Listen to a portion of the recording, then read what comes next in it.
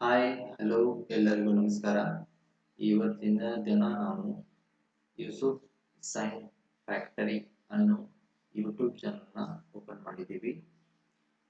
ಈ ಯೂಟ್ಯೂಬ್ ಚಾನಲ್ನಲ್ಲಿ ಎಜುಕೇಶನ್ಗೆ ಸಂಬಂಧಪಟ್ಟಂತಹ ಕೆಲವು ಕಂಟೆಂಟ್ಗಳನ್ನು ಎಕ್ಸ್ಪ್ಲೈನ್ ಮಾಡಲಾಗುವುದು ಹಾಗೂ ಇವತ್ತಿನ ದಿನ ಮೊದಲನೇ ಕ್ಲಾಸ್ ಆಗಿರುವ ಕಾರಣ ಕೆಲವು ಮಲ್ಟಿಪಲ್ ಚಾಯ್ಸ್ ಕ್ವಶನ್ಸ್ ಅನ್ನ ನೋಡೋಣ. ನನ್ನ ಹೆಸರು ಬಂದ್ಬಿಟ್ಟು ಯೂಸುಫ್ ಎಂ ಅಂತ. ನಂದು MSc ಫೇಸ್ ಕಂಪ್ಲೀಟ್ ಆಗಿದೆ. 6 ವರ್ಷಗಳ ಕಾಲ ಸತತವಾಗಿ ಟೀಚಿಂಗ್ ಎಕ್ಸ್ಪೀರಿಯನ್ಸ್ ಕೂಡ ಇದೆ ಹಾಗೂ ಟೀಚರ್ ಆಗುವ ಒಂದು ಕನಸನ್ನು ನಾನು ಕೂಡ ಕಂಡಿರುತ್ತೇನೆ. ಮೊದಲನೇದಾಗಿ ಇವತ್ತಿನ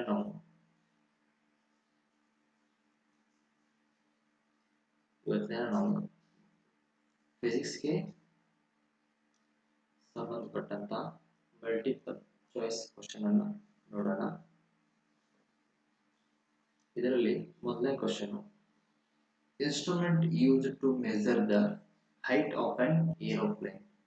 ಹೀಗಂದ್ರೆ ಒಂದು ಏರೋಪ್ಲೇನ್ ಭೂಮಿಯಿಂದ ಎತ್ತರಕ್ಕೆ ಹಾರ್ತಾ ಇದೆ. ಹಾರ್ತಿರ್ಬೇಕಾದ್ರೆ ಭೂಮಿಯಿಂದ ವಿಮಾನ ಹಾರುವ ಎತ್ತರವನ್ನು ಕಂಡುಹಿಡಿಯಲಿಕ್ಕೆ ಬಳಸುವಂತ ಸಾಧನ ಯಾವುದು ಅಂತ ಕೇಳ್ತಾ ಇದ್ದಾರೆ.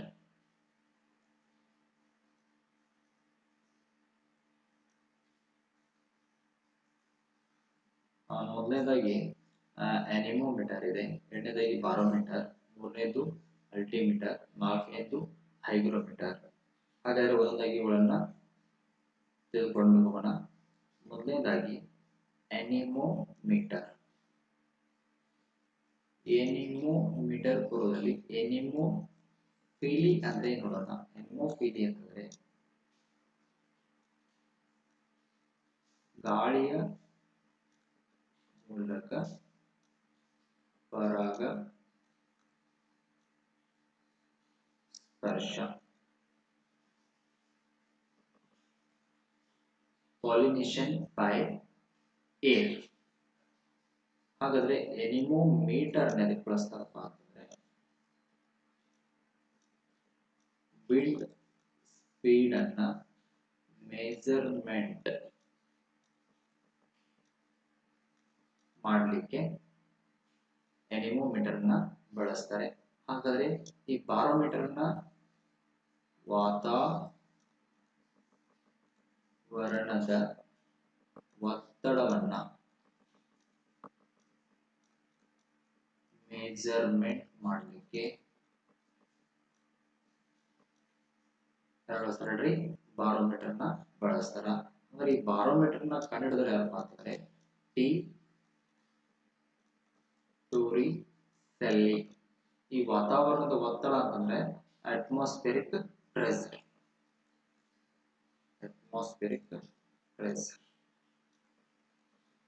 ಹಾಗಾದ್ರೆ ಈ ಪ್ರೆಷರ್ ಅಂದು ಯೂನಿಟ್ ಏನು?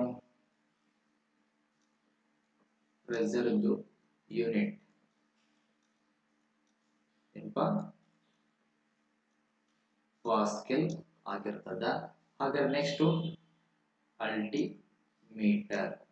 ಆಕ್ಚುಲಿ ಅಲ್ಟಿಟ್ಯೂಡ್ ಅಂತಂದ್ರ ಎತ್ತರ. ಹಾಗಾದ್ರೆ ಎತ್ತರದ ಏಕಮಾನ ಯಾವಪ್ಪ ಅಂತಂದ್ರ ಮೀಟರ್. ಒನ್ಲಿ ಎತ್ತರದ್ದಲ್ಲ, ಎತ್ತರ, ಉದ್ದ, ಅಗಲ ಹಾಗೂ ಆಳ, ಈ ಮೂರದೂ ಕೂಡ ಪ್ಲಸ್ 4 ಇವು ನಾಲ್ಕದ್ದು ಕೂಡ ಮೀಟರ್ ಅನ್ನೋದೇನಿರುತ್ತೆ ನೋಡ್ರಿ ಯೂನಿಟ್ ಆಗಿರ್ತದ. Next hygrometer. ಈ ಹೈಗ್ರೋಮೀಟರ್ ನ ಇದಕ್ಕೆ ಬಳಸ್ತಪ್ಪ ಅಂತಂದ್ರೆ ರಿಲೇಟಿವ್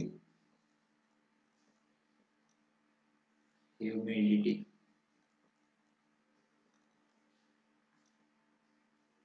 ಮೆಜರ್ ಮಾಡಲಿಕ್ಕೆ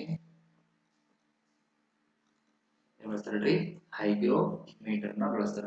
ರಿಲೇಟಿವ್ ಅಂದ್ರೆ ಏನಂದ್ರೆ ಯಾರೋ ಒಬ್ಬವ ನಿಮ್ಮ ಕ್ಲಾಸ್ನಲ್ಲಿ ಎ ಗ್ರೇಡ್ ಅನ್ನ ಗಳಿಸಿರ್ತಾನೆ, ಇನ್ನೊಬ್ಬವ ಸಿ, ಇನ್ನೊಬ್ಬವ ಬಿ ಈ ಗ್ರೇಡ್ ಅನ್ನ ಗಳಿಸಿರ್ತಾನೆ. ಎ ಅನ್ನೋದು ಏನಂದ್ರಿ ಸ್ಟ್ಯಾಂಡರ್ಡ್.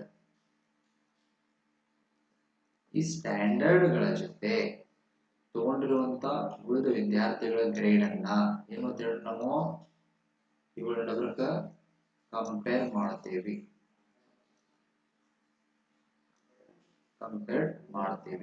ಈ ಕಂಪೇರ್ ಮಾಡೋದಕ್ಕೆ ರಿಲೇಟಿವ್ ಅನ್ನೋದ್ರೊಳಗ ಸಾಪೇಕ್ಷ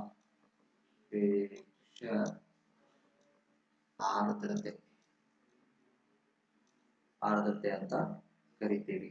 ಈ ಸಾಪೇಕ್ಷ ಆರ್ದ್ರತೆಯನ್ನ ಮೆಜರ್ಮೆಂಟ್ ಹೈಗ್ರೋಮೀಟರ್ ಇಂದ ಮಾಡ್ತಾರೆ. ನೆಕ್ಸ್ಟ್ ಇನ್ನೊಂದು ಅಂತ ಹೇಳ್ರಿ ಹೈಡ್ರೋಮೀಟರ್. ಹೈಡ್ರೋಮೀಟರ್ ಅಂದ್ರೆ ಏನಪ್ಪಾ ಅಂದ್ರೆ ನೀರಿನಂತಹ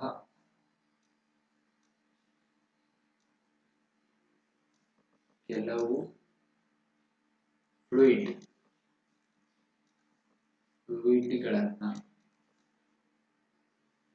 ಫ್ಲೂಯಿಡ್ಗಳ ಸಾಂದ್ರತೆ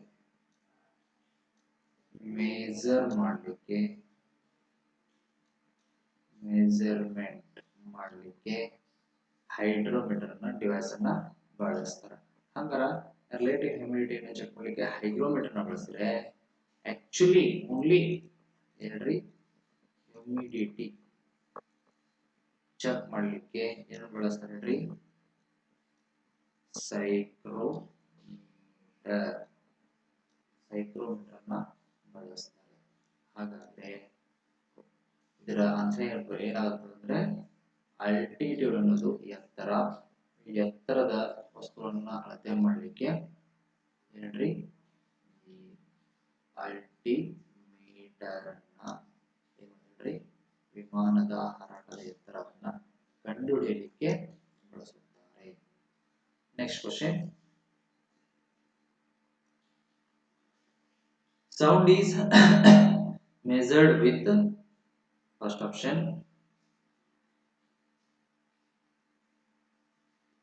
hertz ಅಂತ, ಎರಡನೇ option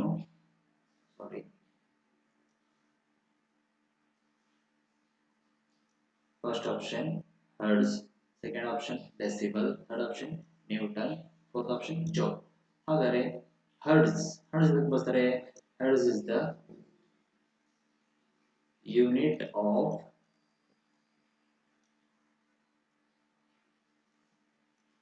frequency. Decibel is unit of sound. Newton is the unit of force. Joule is the unit of energy, work, heat. Then sound is measured with decimal. Right answer is the decibel. ಹಂಗಾರೆ ಮಾನವನು ಎಷ್ಟು ಡೆಸಿಬಲ್ದಿಂದ ಕೇಳಿಸಿಕೊಳ್ಳಲು ಸಾಧ್ಯವಿದೆ ನೆನಪಿಟ್ಟುಕೊಳ್ಳಲು 0 ಡೆಸಿಬಲ್ದಿಂದ ಮಾನವನು ಕೇಳಿಸಲಿಕ್ಕೆ start ಮಾಡ್ತಾನೆ. ಹಾಗಾದ್ರೆ ಎಲೆಗಳ ಸಪ್ಪಳ ಎಷ್ಟು ಡೆಸಿಬಲ್ ಇರ್ತದ? 10 ಡೆಸಿಬಲ್ ಇರ್ತದೆ. Next normal conversation. ನಾವು ನೀವು ಸಾಮಾನ್ಯ ಮಾತಾಡೋದು ಎಷ್ಟು ಹೇಳ್ರಿ 40 to 50 ಡೆಸಿಬಲ್ ಇರ್ತದ. Next ಪಿಸುಗುಟ್ಟು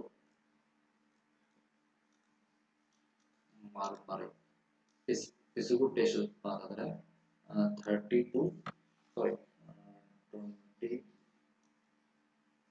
to 30 decibel. ಹಾಗಾದ್ರೆ ಹ್ಯೂಮನ್ ಆಡಿಬಲ್ frequency range ಎಷ್ಟು 20 hertz to 20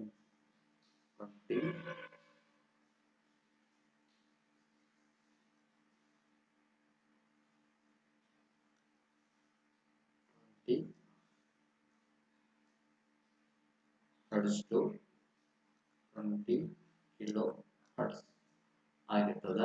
ನೆಕ್ಸ್ಟ್ ಅದರ ರೈಟ್ ಆನ್ಸರ್ ಯಾವ್ದು ಹೇಳ್ರಿ? Sound is measured with decibel. Next third question. SI unit of luminous intensity.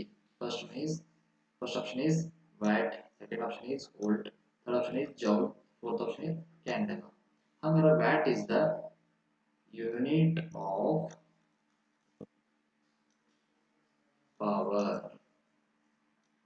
However, volt is the unit of potential difference. Potential difference ಅನ್ನ ಯಾವ device ನ measure ಮಾಡ್ತಾರೆ? Volt meter. And joule is the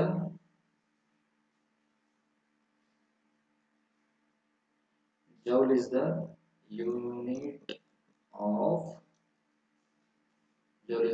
of work, heat, then energy. Then this is the SI unit of luminous intensity. Candela is the SI unit of luminous intensity. Then what about lux? Lux is the unit of luminescence. Means unit of luminescence.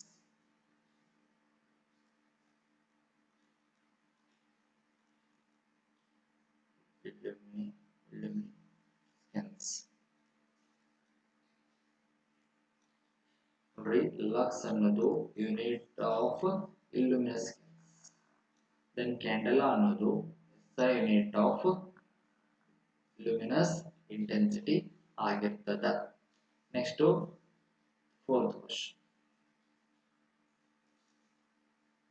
The normal temperature of the human body on the Kelvin scale. First one is 280, second one is 290, third one is 300, and fourth one is the 310. See, then what is the normal temperature of in degree Celsius? Human body temperature in degree Celsius, 37 degree Celsius. In Fahrenheit, 98.6 Fahrenheit. In Kelvin, K equal to C degree plus 273. 37 plus 273. Then 310 Kelvin. 310 is the normal temperature of human body on the Kelvin scale. Next, highest density of water is at. ನೀರಿನ ಹೆಚ್ಚಿನ ಸಾಂದ್ರತೆ ಯಾವ ತಾಪಮಾನದಲ್ಲಿದೆ? First one 4 degrees Celsius, second one is 0 degrees Celsius, third one is 12 degrees Celsius, fourth one is 100 degrees Celsius. See, 4 degrees Celsius is the highest density of water. Then 0 degrees Celsius is the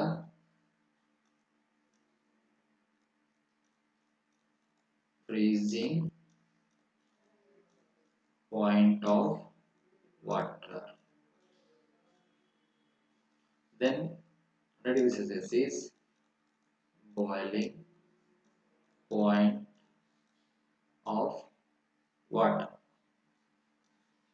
Total is only for confusion. The right answer is the 4 degree Celsius. Okay. ಇವತ್ತಿನ ದಿನ ನಾವು 5 ಕ್ವಶನ್ಗಳು ಫಿಸಿಕ್ಸ್ಗೆ ಸಂಬಂಧಪಟ್ಟಂಗೆ 5 question ಆನ್ಸರ್ನ ವಿಶ್ಲೇಷಣೆಯೊಂದಿಗೆ ನಾವು ಇವತ್ತಿನ ದಿನ ತಿಳಿದುಕೊಂಡ್ವಿ. ಹಾಗಾದರೆ ಮುಂದಿನ ದಿನ ನಾವು ಮುಂದಿನ ಕ್ವಶನ್ಗಳ ಬಗ್ಗೆ ಸರಿಯಾಗಿ ನಾವು ಅವುಗಳ ಅರ್ಥವನ್ನು ತಿಳಿದುಕೊಳ್ಳೋಣ. ಹಾಗಾದರೆ ಈ ಚಾನಲ್ ನಿಮಗೆ ಈ ಕ್ಲಾಸ್ ಇಷ್ಟವಾಗಿದ್ದರೆ ನೀವು ನಮ್ಮ ಚಾನಲನ್ನು ಸಬ್ಸ್ಕ್ರೈಬ್ ಮಾಡಿರಿ, ಶೇರ್ ಮಾಡಿರಿ, ಫಾಲೋ ಮಾಡಿರಿ, ಹಾಗೂ ನಿಮ್ಮ ಸ್ನೇಹಿತರು ಕೂಡ ಇಂಟಿಮೇಷನ್ ಮಾಡಿರಿ. ಧನ್ಯವಾದಗಳು.